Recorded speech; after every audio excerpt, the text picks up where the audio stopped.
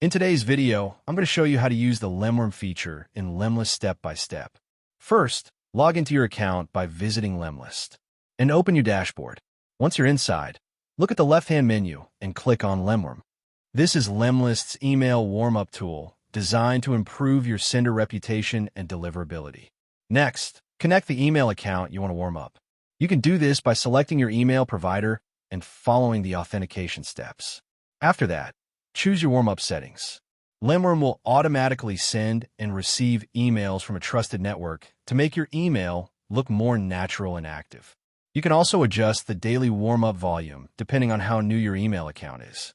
Once everything is set, simply activate Lemwarm and let it run in the background. And that's it. Your email is now being warmed up to help improve inbox placement and avoid spam folders. Thank you for watching this video. Please feel free to use the affiliate link in the description.